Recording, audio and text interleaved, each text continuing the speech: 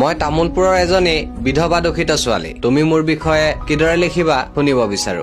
লিখিবলৈ বহুত আছে, কবলৈও বহুত আছে, কিন্তু তাৰ মাজৰে কিছুমান কথা দাঙি ধৰিছো। যেতিয়া এজনী মহিলা বিধৱা হয়, তাৰ পাছত তাইৰ জীৱনটো কেনেকুৱা হয়। নামৰ পাছত প্ৰথম উপাধি কুলক্ষণী দিয়া হয়। তাই আহিয়ে ল'ৰাজনক মাৰি পেলালে বুলি কয়। নিজৰ মুখেৰে লক্ষী বুলি কৈ বিয়া পাতি অনা ছোৱালীজনী স্বামীজনৰ মৃত্যুৰ পাছতে কুলক্ষণী হৈ পৰে। মানুহৰ মানসিকতা কিমান ভাল হব পাৰে। বাটে ঘাটে কৰবাত দেখিলে মানুহে চকু ঘূৰাই দিয়ে। আজি যাত্ৰা বেয়া হল বুলিও কোৱা শুনা যায়। সমাজত কোনো চিনাকি নাই, সমাজত কোনো সন্মান নাই। সমাজটো সমাজেই, ঘৰৰ মানুহেও তাইক বেয়া পায়। সামাজিক কামৰ পৰা আঁতৰাই ৰাখে, শুভ কামৰ পৰা আঁতৰাই ৰাখে। আনকি বিয়া বা মিতিৰ পাতিলেও তাইক নামাতে। কিছুমান মানুহে মানৱতা দেখুৱাই, তাইক সহায় কৰাৰ নামত তাইক ব্যৱহাৰ কৰিব যায়। ভন্টি, কাৰো কথাত তল নপৰিবা, কাৰো কথাত হেঁচা নাখাবা। তুমি বিধৱা বুলি তুমি দুৰ্বল নহয়, তুমি এজনী সাহসী নাৰী। এটা কথা মনত ৰাখিবা, স্বামী অবিহনে জীৱনটো পাৰ কৰোৱাটো সহজ কথা নহয়। তুমি যে পাৰ কৰিব পাৰিছা, সেয়াই তোমাৰ সাহসী হোৱাৰ এটি চিন। গতিকে সমাজৰ কথাত কাণ নিদি, মানুহৰ কথাত কাণ নিদি নিজে জীয়াই থাকিব চেষ্টা কৰা, নিজে সুখত থাকিব চেষ্টা কৰা।